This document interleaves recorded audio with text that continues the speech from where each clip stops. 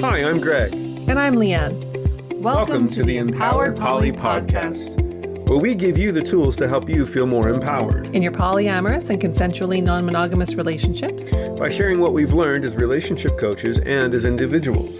Empowered Poly is LGBTQ2IA+, alternative lifestyle, and kink-friendly. Thank you for joining us, and enjoy the show. Hi, and welcome to episode 26 of Empowered Poly. Today, we'll be discussing opening up. So anyone who is considering changing their relationship dynamic from a preferred status of monogamy to anywhere on the consensual non-monogamy spectrum. And let's talk about maybe some of the cautionary notes or things that people should take into consideration as they are thinking about opening up. Yeah, for sure. Yeah, I think the first thing that comes to mind is taking your time, right? So if your current relationship structure or dynamic is monogamous, and you want to step into something more akin to a polydynamic or open or swinging or whatever, where there's more than just you and your current partner involved, I think you need to take your time. And the reason I wanted to start, well, the reason actually I think you suggested starting with this is because in taking your time, it gives you the opportunity to take a look at all of the things that we're going to talk about today, right? All of the things that we suggest, both for you as well as our clients, when they're shifting from a preferred dynamic of monogamy into some sort of non-monogamous relationship. Whether it's just sexual, whether there's an emotional element to it or whatever, it's really important to get clarity around a lot of the things that we're going to discuss. And so we see a lot that people are like, oh my God, I just want to be non-monogamous. And so they just jump into it, which is exciting. It's really exciting to do, but it also causes a lot of frustration and a lot of unnecessary heartache. For yourself too. I mean, even if you're a single person, and you've decided, okay, I actually am polyamorous or I actually am consensually non-monogamous. I really don't want to have only one partner in my life going forward, right? The research and the education and the things that you learn if you take your time prior to having those conversations, prior to encountering a partner's jealousy, gives you those tools that you can then utilize when most of the time people jump in and they're flying by the seat of their pants and they just really don't know what to do when that happens. And suddenly it's like, oh, this is too hard, or, oh, you can't be my partner. When in fact, it's often quite normal, these reactions, right? That people have. We often feel jealous. We often feel insecure. And so, knowing a bit more about yourself, what you need if those come up for you, or, what are the options for other people? How can you help them? So yeah, I think this will be fun today. Mm-hmm. It's kind of an amalgamation of a lot of the topics that we've already done. So we might be referring back to previous episodes and saying, check out this one or that one. But we're going to try and hit the hot points. Yeah. Yeah, for sure. Yeah. And I think the first thing that we should talk about is probably the most overlooked step in opening up a monogamous relationship. Now, this, I don't know, do you think that disentangling, enmeshment, and sort of the umbrella of codependency, do you think that applies to somebody who identifies as solo poly as well? Oh, for sure. Yeah. Because, okay, let's say I'm single and I am identifying as poly or consensually non-monogamous now, going into the dating scene. I may have some pretty heavy duty programming from watching my parents in a codependent relationship, which I grew up with, right? And I did witness, and there were some bad habits there that I took with me into my adult relationships. So yeah, it comes up for sure. Okay. So I think then let's maybe start with disentangling, enmeshment, and codependency. First off, talking about what the differences are. Okay.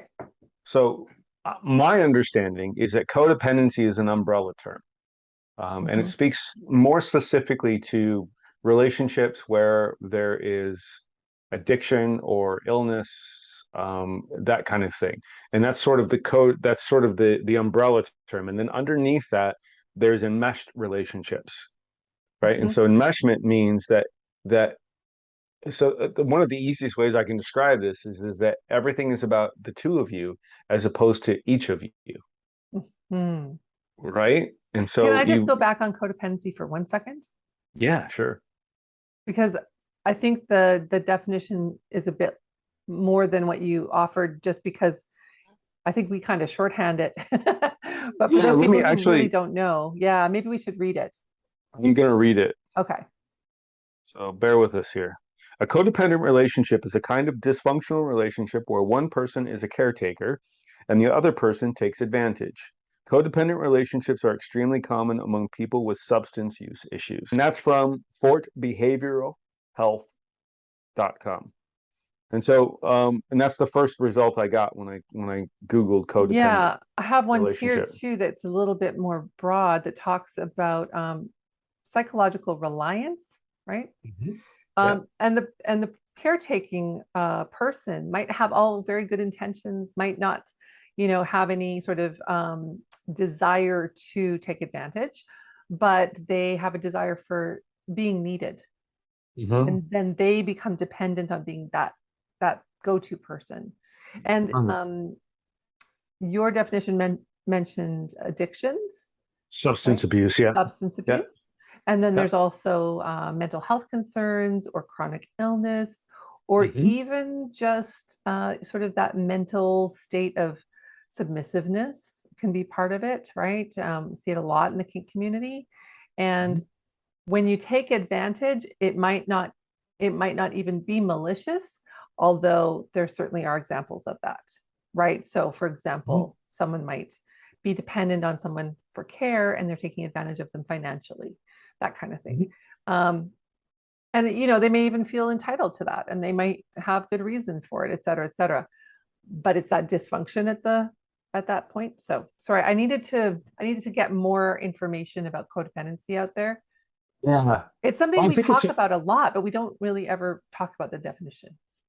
and also I think it's important to understand the distinctions between them, right? And because I know for me, for years, I walked around with codependent as the only kind of language that I had to describe these things.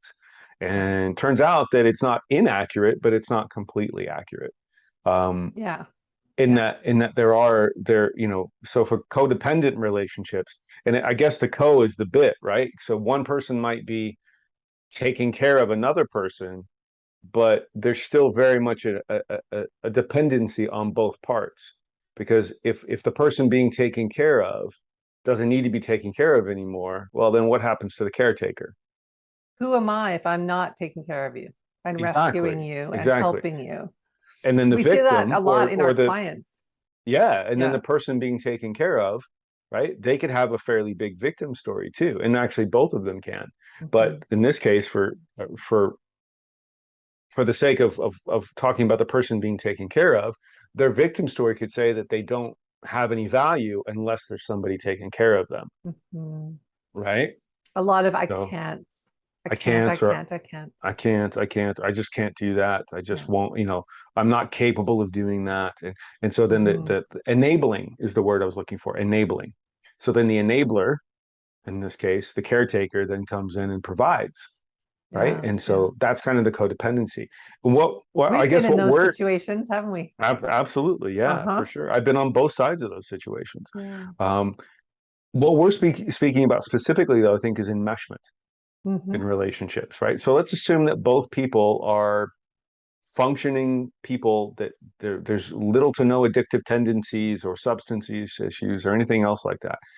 Then I think that's what we would call enmeshment at that point. And enmeshment is that we versus I mentality, right? Hmm. Everything is we, everything is us, right? We have the Hmm. same friends, we have the same hobbies, or even if we don't have the same hobbies, we still have a hard time enjoying our hobbies individually, right? Hmm. And then even with enmeshment, you can still have people that are completely on polar opposite ends of the spectrum, but because they share so much together, enmeshment can often look like um, passive aggressive behavior.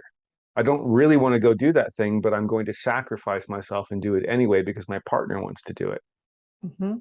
right? I'm going to do it for them Hmm. as opposed to doing it because I want to enjoy the experience with my partner, right? And so that's kind of enmeshment, right? And please add to this at any point. I'd love to. Yeah, I'm just pulling up this Wikipedia definition. It's kind of neat.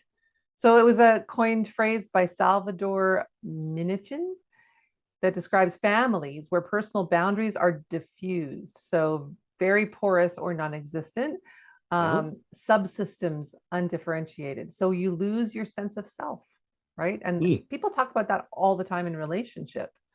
They're like, where did I go in this? Well, Mm. this is how we lose ourselves. And over concern for others, right? So Mhm. that their needs matter more than your own on a consistent basis. And then you lose the ability to develop as an autonomous person. Mhm. Yeah. And so using that example of not wanting to go do the thing, but doing the thing anyway, Yeah. right? Yeah. Where's your boundary there? Right. And what does that do for you? You sacrifice to be there, and while you're there, you're resentful, right? And you miss out on something else that maybe you wanted to do. And you're not being your true authentic self in that relationship then. That's the other You're not piece. being autonomous. And Yeah. autonomy could look like, frankly, autonomy could look like, yeah, I don't.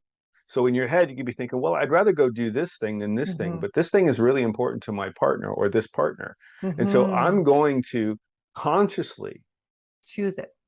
intentionally choose to do this thing with this partner and enjoy it as fully as I can because it's important to my partner, I love right? that. Yeah. That's not enmeshment. That's No. autonomy because now you're making the choice to do something with your partner that they enjoy doing and not having a victim story about it, not being like, oh fuck, I got to do this thing because she's wanted to do it and blah blah blah. But I'd Hmm. really actually just love to sit on the couch, watch football, and masturbate all night.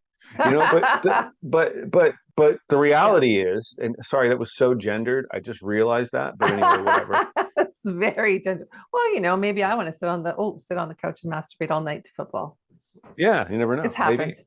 it's so yeah. So I'm a little thrown off by that. It's kind of hot. I think I might want to watch that one of these days.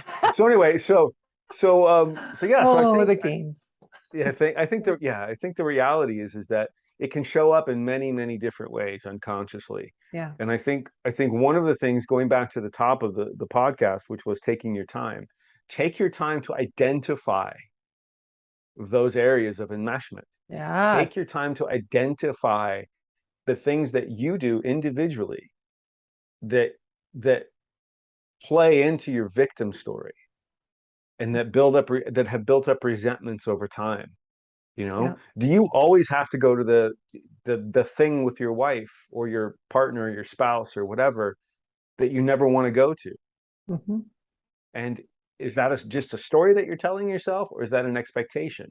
If it's an expectation, then have a conversation with Hmm. with the partner about it and say, hey, look, I don't really enjoy doing this and I never really have. Yeah. So Yeah. is there a way that we could navigate through this where you enjoy the experience and I do something that I enjoy?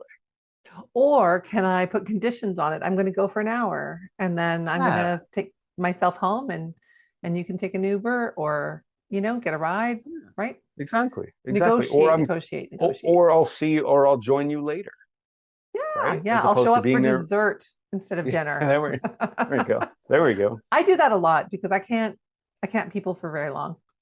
Yeah. Enmeshment. And back when we were enmeshed, because Yeah. back when we were enmeshed, the expectation would have been that you would have shown up and sacrificed, Yes. right? You would have sacrificed yourself, your well-being in this case, your health in this case, to be in a situation or an environment because we We're doing are something expected to together. show up. Yeah. We are expected to show up.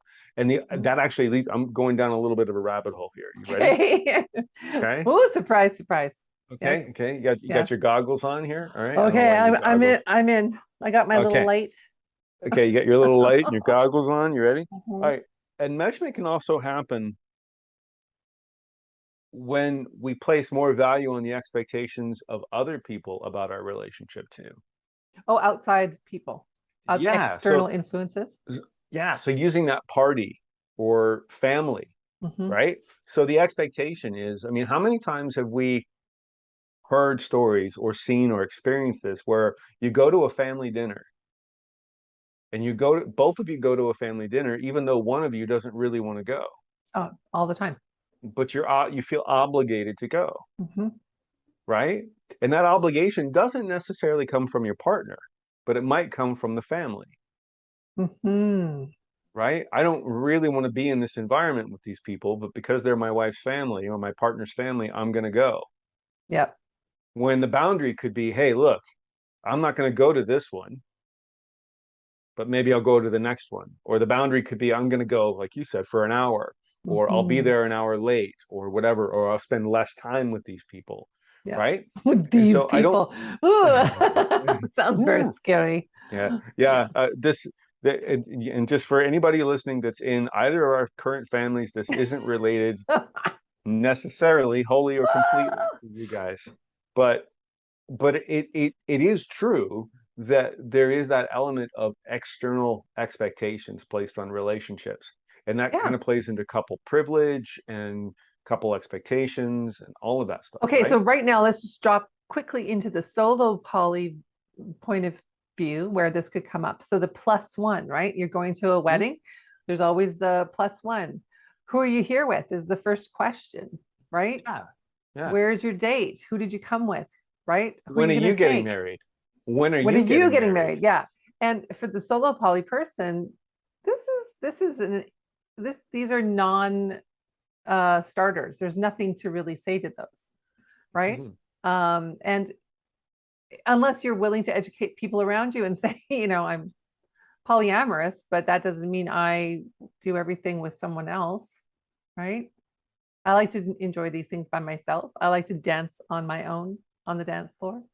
Um, Go to movies like, by myself, whatever, right? yeah. Yeah. And the idea too of like dating, as soon as we start dating someone, that enmeshment starts to happen, those Mhm. external influences, the sort of messaging we get from the mononormative programming through books, movies, television, communities, Social media, religion. Yeah. family, religion, Yeah.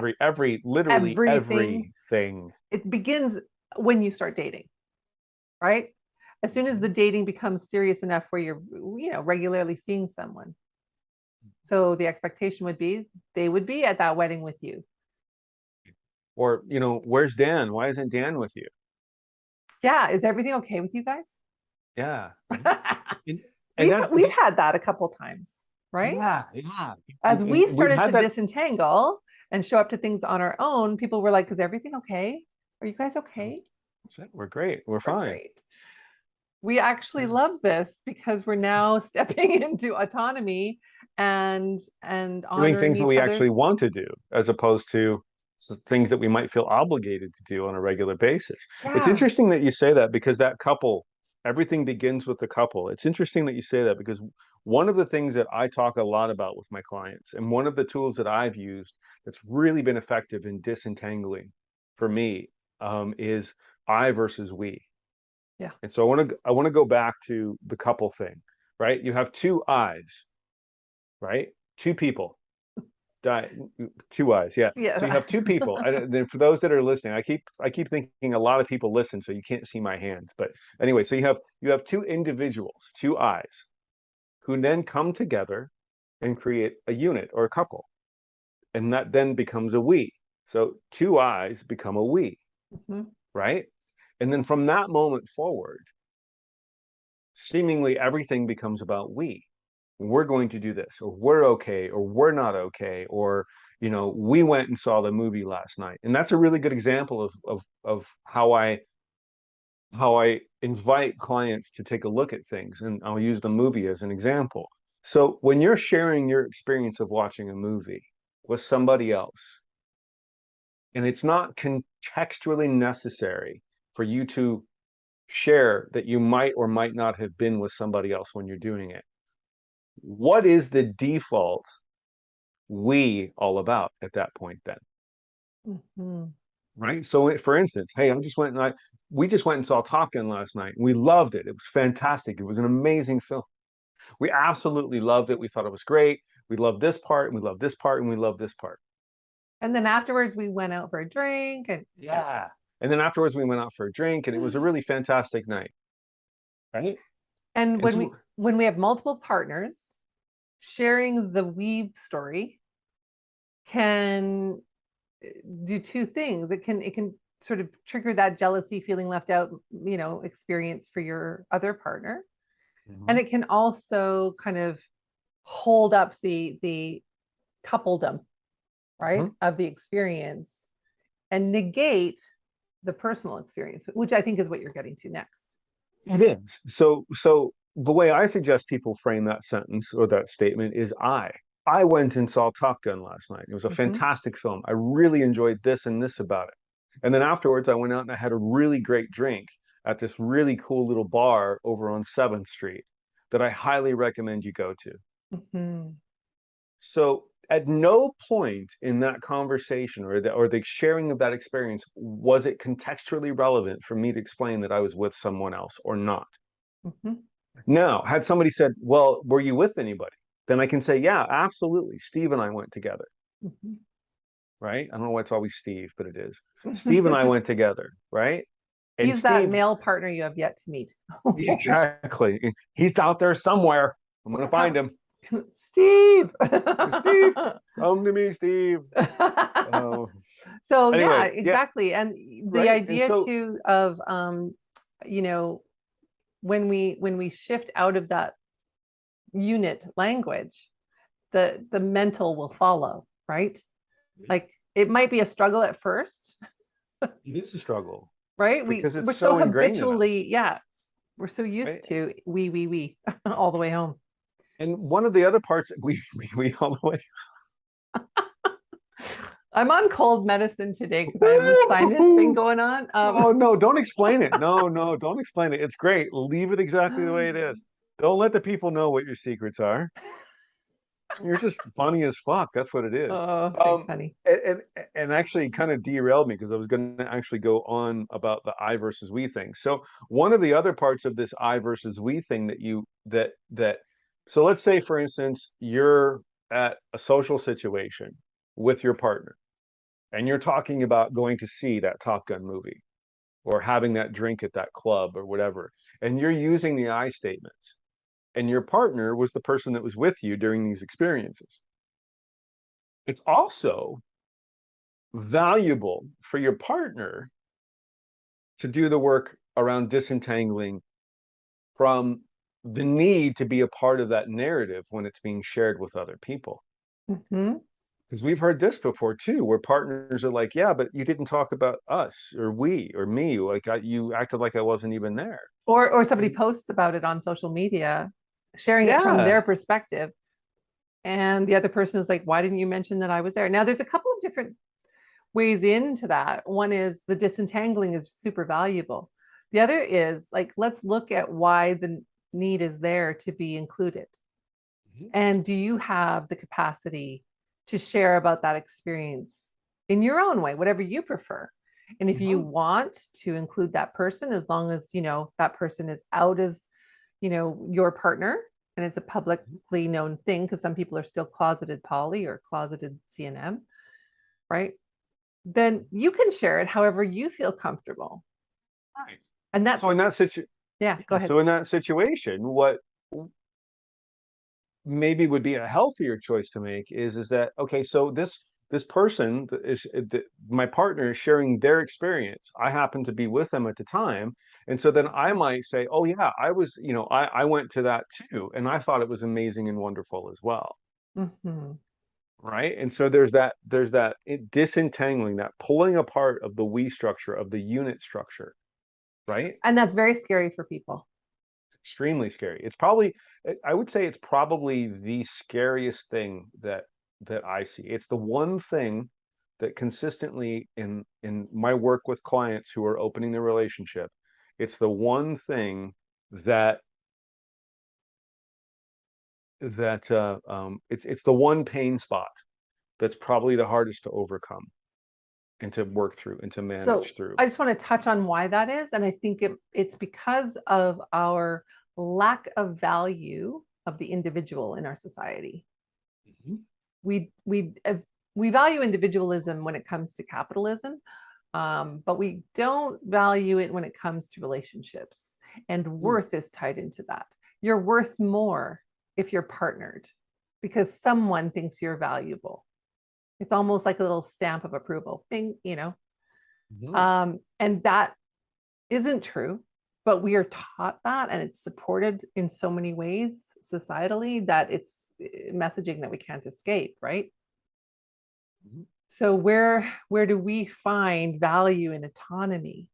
Because it feels so negative, pulling apart the we, right? But what we want to do is we're here when we're enmeshed. Remember that people can't see that. Oh, we're like two tightly bound hands clasped together, right? We don't want to pull the hands completely apart so that they're not touching. But what we want to do is get to the point where we're kind of like first knuckle, maybe, fingernail touching. We are definitely two individuals, and we are connecting, but we're Consciously. not so wrapped up in each other's lives that it's like Right. a ball of yarn that's tightly wound, right? Right. And for me, one of the differentiations, and I just interrupted you with the word, and I apologize, but one of the differentiations, one of the ways to differentiate the two of those things is by defining how conscious you are in those relationships and how much of your own conscious intentional identity is represented in that relationship. So if you're Mm-hmm. knuckle to knuckle, hand clasping, holding on tight for dear life, Mm-hmm. how much of that is conscious and how much of that is unconscious? And how much of that would be necessary if you brought awareness to your individuality, right? Yes. And so one of the things that came up for me as you were talking about that was some people out there who might be listening, because we do have our critics, we do have the people that we I do. And know. I love that. I love that. But some people out there listening would be, so then what's the point of getting married? What's the point of being in a relationship to begin with if all you're doing is being an individual? Well, the point of getting married and the point of being in a relationship is connection, is experience, is intentionally shared experiences with people. It's the point of a relationship is not to lose yourself in it. It's the exact Exactly. opposite. The Mm-hmm. point of a relationship is to experience yourself more fully in it. And to my Mm-hmm. mind, as I worked through my programming and I started disentangling from you and Mm-hmm. from everyone else in my life, frankly, I started to realize that I did have value and that I wanted to feel that value as an individual as opposed to just being Leanne's husband, Yeah, you know? And so that exactly. to me is the point of a relationship is shared experiences, shared growth, shared yeah, shared experiences and shared growth. And I'm sure I'm missing some other things too. But but not to the point to where you lose your own identity and to Mm-hmm. where you lose your own consciousness, basically. So when we're talking about that identity, we're talking about having those personal boundaries Mhm. where you know what your deal breakers are, where your lines in the sand are, what are your must haves, or what are the things that you must have to be in a relationship and that you are willing to walk away from any relationship because you're not getting them, right? Mm. Or because you are getting them and they're negative. Mhm. So personal boundaries, people get really freaked out about this work when we start it. And it's it sounds like an ultimatum. Well, it is. These are the ultimatums. This is how that works. And when we have our boundaries, we know what we're looking for in a partner and what we're not looking for, what we will tolerate, what we won't. And that helps us with our autonomy. So many people, when they have those boundaries, feel so much more empowered to Mhm. be that individual connecting with another individual rather than I don't really know who I am and I'm just going to kind of blend with you. Whatever you like, I like. Whatever you want to do, Mhm. I'll do, right? Um, so I really, yeah, it's interesting that idea of identity. I want to touch on something that you just said that I disagree with. Okay. I don't think boundaries are ultimatums. I think there's a distinct difference between the two, the difference is intention. The difference comes down to intention. If my intention is to speak about what I want and what I need, and who I am, and how I can best show up in this relationship, and how I can best connect with you or whoever I'm talking to, that's a boundary. Hmm. But an ultimatum to me, from an intentional standpoint, means it's my way or the highway. I So see what you're saying. an ultimatum is very rigid, right? An ultimatum isn't meant to connect. An ultimatum is actually meant to disconnect. Well, I'm Whereas gonna a boundary is meant to connect. I'm gonna challenge that. I don't think all boundaries are meant to connect. Because when you bump up against my boundary, and my boundary is I will not be in a relationship where somebody treats me like this, we're not connecting. That's I don't not, want to but, connect. but that's That not is an ultimatum. actually, An ultimatum would be you need to change or else I'm going to leave. I don't think that's true. Ultimatums are not necessarily rules, they can be boundaries. If you abuse me, I will not be in a relationship with you is a boundary, right? Mhm. It is talking about your behavior, though, right? So you can choose to do whatever you want with that information, but the ultimatum is you will lose this relationship if that continues, right? Interesting. Yeah. There's nuance in there for sure. It's all kind of like, yeah. Yeah. I There's think people nuance in there for really sure. like But to come down hard on ultimatums and see them as negative. I see yeah. ultimatums as very empowering and necessary as boundaries. But I think you're right when it's used as a rule where it's like, you can't, right? Some people argue that it's semantics when it comes to boundaries, Uh-huh. because really, by saying you won't be in a relationship with somebody if they do that, I it's wonder I it's wonder if maybe creating ultimatums the oh, ultimatum groundwork, right? Yeah. I wonder if ultimatums are just another way of saying this is a really rigid boundary for me. Mhm. Because boundaries are on a spectrum. Hard limit. Hard limit. Yeah, Yeah. exactly. Right? Well, hard limit, yeah, but boundaries are on a spectrum, right? They can be porous, in which case and then they can be too rigid, right? And Yeah. so when you're on either end of the spectrum, sometimes they're not serving you. So if a boundary is too porous, like I won't be in a relationship with somebody who who abuses me. Mhm. But we all know that that's not true in a lot of cases. And trigger warning, right? Yeah. So I think it's important to understand that just because you have a boundary doesn't necessarily mean that it's an effective boundary. Well, if you're not honoring it, If you're not honoring it, that's for when it sure. becomes ineffective. But then on the flip side of that coin, if you say, I will not be in a relationship with someone who smokes, let's say, and if that's a rigid boundary for you, 100% rigid, and by rigid, we mean there is no room for discussion. Therefore, Mhm. it becomes an ultimatum. In that case, it's like you need to stop smoking or we're no longer in a relationship. Right. But maybe, just maybe, that boundary can be a little less rigid. And you can say, please don't smoke around me. Right. Right. Or you could say, yeah, I don't want to smell smoke on you. Yeah. Those kinds of things. Right. So, but again, that's a personal thing. Maybe you are and don't want to be in relationships with people, not because of the way it smells, but because of the health impacts it has on that person, and you don't want to be around people that aren't taking care of themselves as best they Mhm. can be as far as you see fit. The point is that getting curious about how rigid and how porous your boundaries are and how flexible you are with certain things is important, and that's especially true when it comes to things that are Yeah. subjective like the truth. Right? I mean, how many times have we experienced in our own relationship, I will not be in a boundary with somebody who continues to lie to me. You mean I've a lied. relationship? I will not be in a relationship. Yeah, I will not be in a relationship with someone who lies to me. Yeah. Yeah. I've lied to you, Yeah.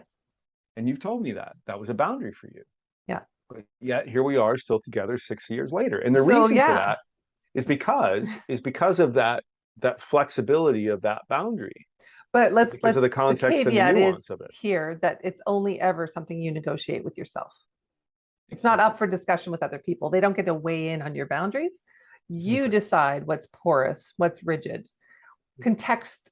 Contextually, does it make sense, the decision that your partner made? Can you see why they made it? Did they perhaps not feel safe coming to you with information that they wanted to share or thought that you needed, but they were worried about your reaction? And why is that? And what can be done about, like, we did a lot of work around that. Like, Hmm. I just don't want to leave it there for people to think, oh, well, that's fine then. you know. Yeah, we're not saying that lying is okay, but what we are saying, what I'm saying anyway, see, look, I just did it.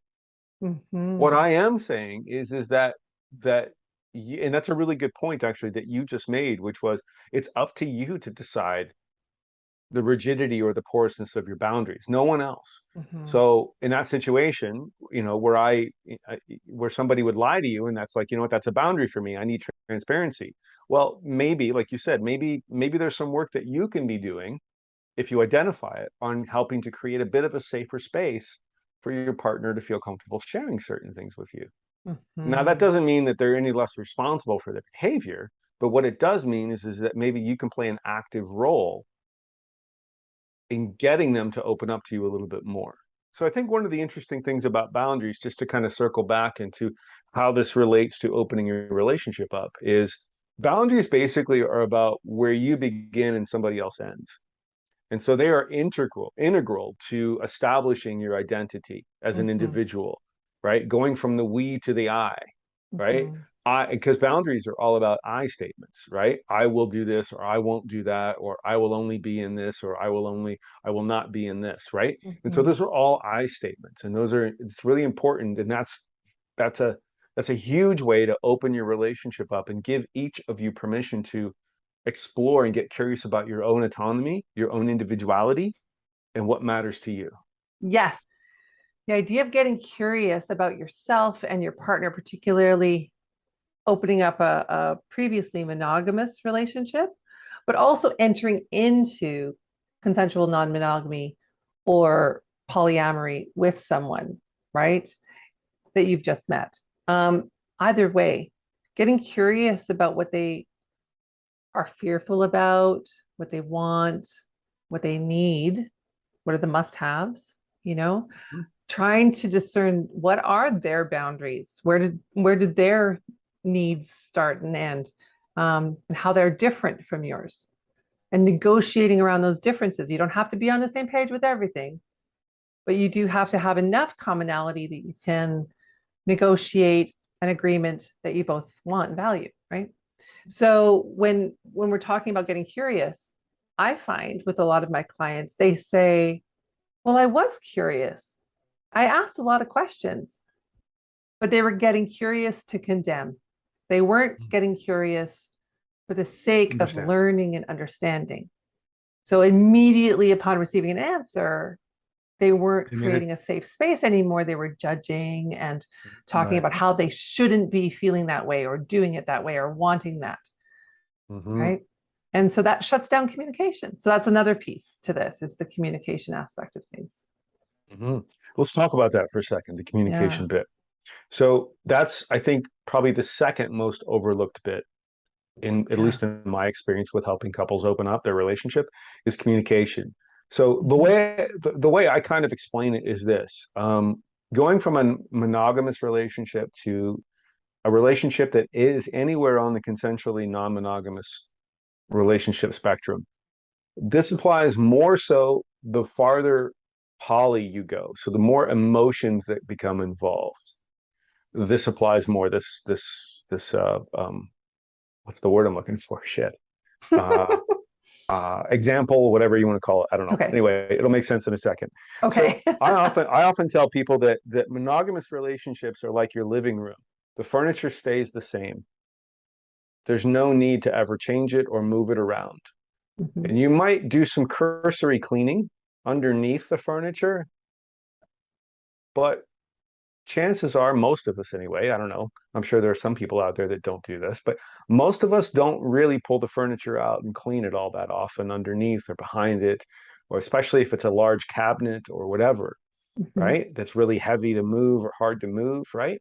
And so the reality is that going from a monogamous relationship to something akin to either open or poly, and even swinging at times, is kind of like forcing yourself to move the furniture around in your room, in your living room all the time. You start to see the dust bunnies. You start to see the stuff that you've kept sort of ignoring or that's been hidden, right? All of Yeah. the emotions and all of the stuff that goes along with really sort of the shadow work and the processing of these things, right? Because The because things you've whether been you're hanging on to. Yeah. yeah, right. Maybe there's some resentments there, right? Maybe there's some dust bunny resentments happening. Maybe there's some, maybe there's some jealousy there, right? Maybe Yeah. there's some possessiveness, right? There's a need to feel special, and that could look like this area, this particular piece of trim has not been dusted in 20 years, and it shows, right? And so when we dust it off, it's clean and it's neat, but it's also exposed for the first time. And it's also creating another mess, It's right? creating another mess, Kind of exactly, that you how have to clean up. that's kind of how I feel. uh it's the gift and the curse of opening up, right? Yeah, Is that mess is created, but that in that chaotic mess, you're getting right, closer to seeing what's underneath everything. right, Yeah, that's a right. great analogy. I like that. Yeah, and I use that with my clients quite often in saying that the or non-monogamy is like constantly moving your furniture around in your room, in your living room, Hmm. because every time somebody new comes into the room, you have to move the furniture to in order to accommodate them, Hmm. right? And so every time somebody new or something new, some new piece of information or Yeah. some new experience, whatever it is, comes into the room, you have to move the furniture around in order to be able to accommodate it, right? And so but whereas with monogamy, you don't necessarily have to do that. You can Right. choose not to do that. And I'm not saying that all monogamous relationships are like this. Don't get me wrong.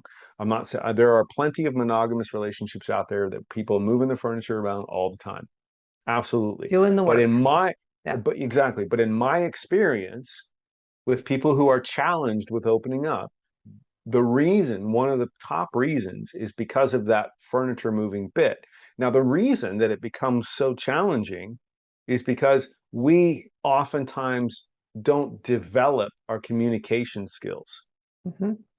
right? So it's not the emotion that you're having that's necessarily the issue. The issue might be your ability to be able to communicate the emotion or communicate the experience or communicate the boundary in an Hmm. effective way, right? Because you've been so enmeshed for so long that you haven't needed to do that. So of course Yeah. you don't know how to do that, right? I And that's mean, where we come in. right, exactly. And well, Yeah. in fact, yeah, I mean that's what we do. That's what we do is we help people. And and this also applies, it's also really important to understand too that this also applies to people that have been or are poly or open or whatever or swinging as you move through the spectrum, right? Like this, you could go from swinging to poly, and I don't know what that's all about. You could go from swinging to poly, and swinging is a much more comfortable place for most people to be because there's not a lot of emotional involvement. Typically, people are doing it together. So guess what? There's still enmeshment. Yeah. It's There's very a lot of couple centric. couple centric, yes, Hmm. right?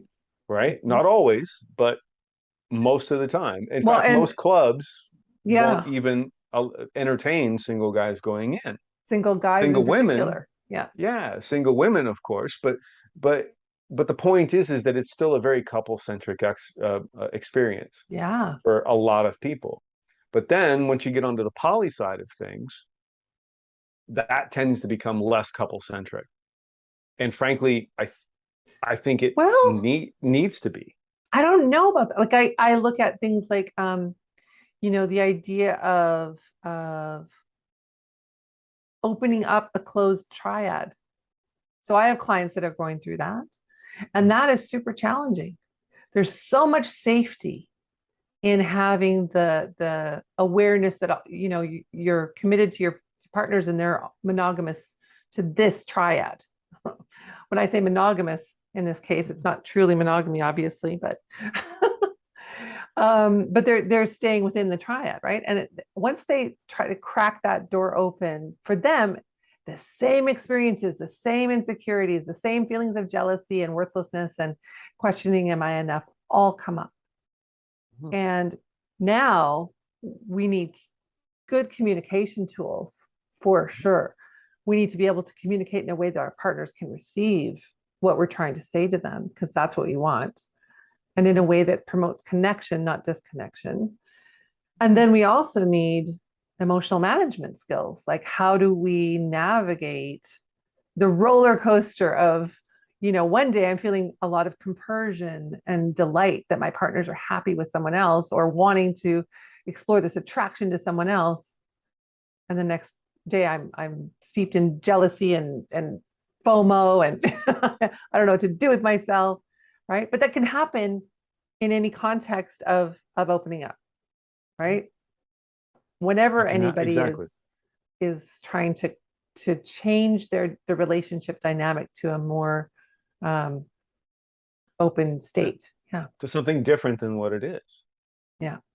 Right. And so just for reference, though, people that don't know, FOMO stands for fear of missing out. Yes. Thank So you. FOMO. Yeah.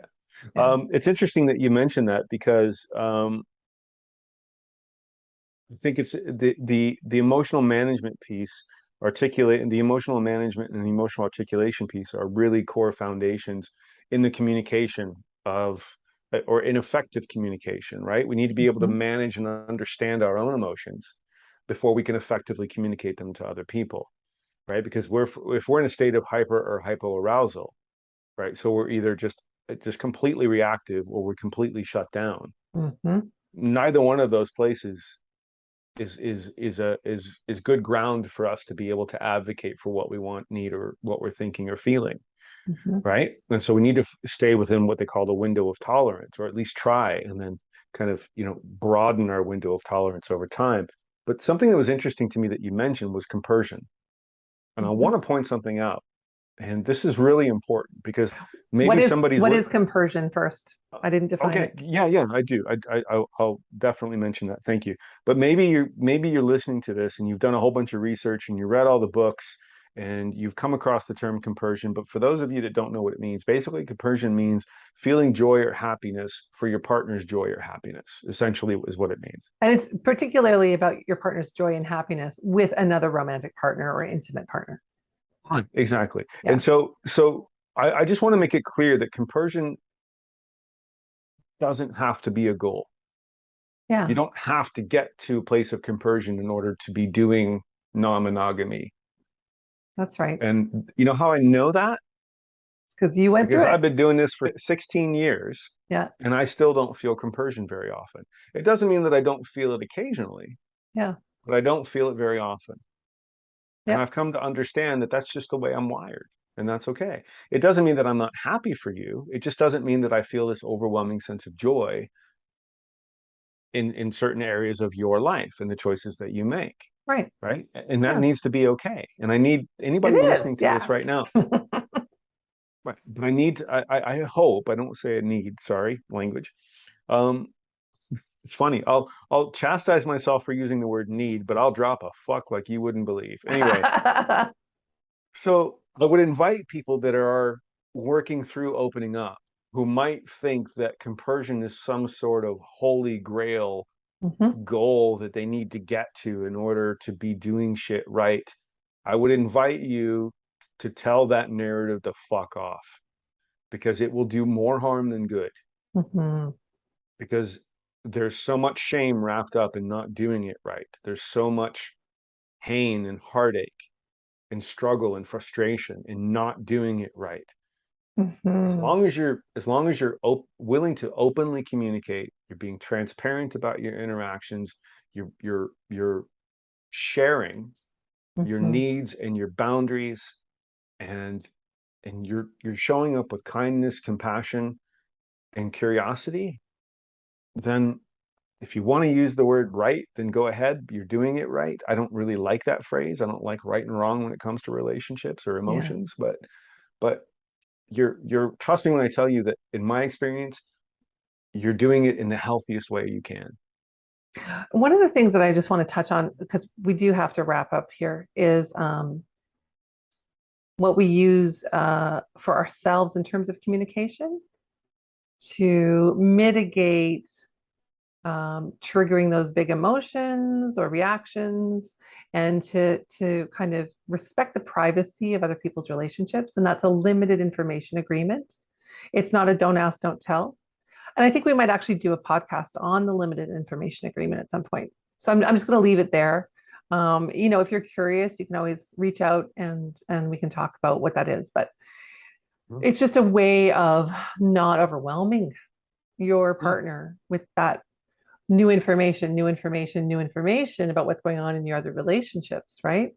And that applies to solo poly or people who have opened up a previously monogamous relationship. So, it's just one of those, just helpful. It's helpful to a lot of people.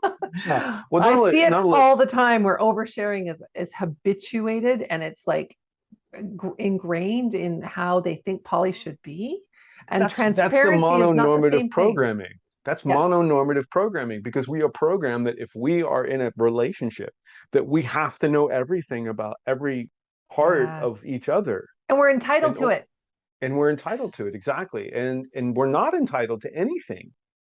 Yeah. Right. And so that's part of the oversharing bit, is part of that monogamous programming. I have a client that calls it mono brain. It's that part of that mono brain that says that I need to know everything. And I'll be honest with you. If you're listening to this and you're one of those people that feels like you need to know everything, get curious as fuck about why that's important to you. Because I'm going to tell you that almost every single time I hear that, and every time I've ever felt that way, it's because I felt the need to control something. And information is power. And so the more information that I have, the more in control I feel. Right. But what I would invite you to do is get curious about what it might feel like if you didn't need all of that information. And if you just let your partners navigate through the world in a way that you feel, in a way that they feel works best for them. And trusting that they're going to make decisions for themselves that aren't going to be harmful, intentionally harmful, or impactful to you in a negative way. So, and how do you get there? With great relationship agreement negotiations. Yeah, that's right. So Great relationship agreement. And also one other thing under the communication bit is check in. Yeah. Checking in. So checking in isn't just a regular sort of, hey, let's check in every week and sit down and talk about how we're doing. But checking in could also be checking in before providing or asking information. Right? Yes. Get consent. That could be as simple as, hey, are you open to me talking about such and such? Or are you open to me sharing this little bit of information right now? Or do you want to know more about X? And I do want to, because I think we're going to get questions about this, but I do think it's important to at least explain the difference between don't ask, don't tell and a limited information agreement in a very one sentence way. Sure. Don't ask, don't tell is about keeping information from other people intentionally. Limited information agreements offer opportunities for sharing when consent is given and when space is offered. And so what I mean by that is, a don't ask, don't tell, there's never any space for sharing. It's almost like don't ask, don't tell is almost like that relationship doesn't exist. Whereas limited information is, I get information about what's going on, but I get what I need and want. And then I'm also able to ask for more. And I'm also not crossing any boundaries about other privacy concerns. We'll go into that in our other podcast. And then the last thing that I want to offer up about opening up, because I think it's very important, is sexual health. We don't have time to talk about it all here. And I think we actually did a podcast about it, or we are going to. Yeah, I think we're going to. But sexual health is very important because, again, you're moving the furniture around, right? You're going to be interacting with people in an intimate way, potentially. And that does impact everybody in that polycule or in that circle of people that are all being sexual or intimate with each other. So please do your research. Please find your boundaries around sexual health, what you are, what you aren't comfortable with, et cetera, and then work to negotiate agreements with all of your partners about what those look like, and make sure that you're as consistent as you can be in the sexual health arena with all of your partners. Yeah. Good point. Okay, I think we're going to wrap up there. Thank you so much, honey. That was awesome.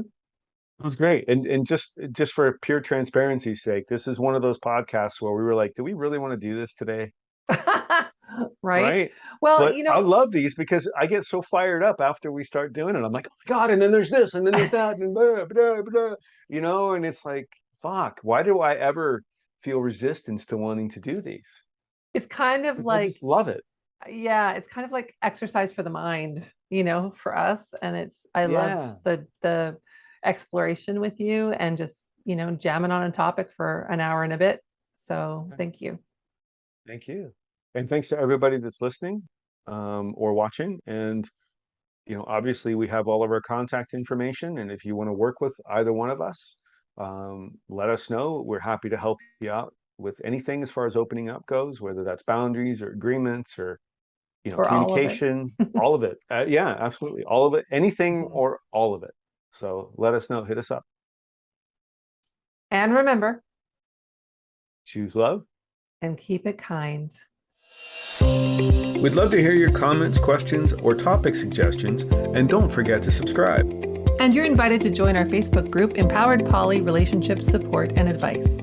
You can reach out to us on our websites at gregmillion.com and at leannemillion.com. or follow us on Instagram at @thegregmillion and at leannemillion.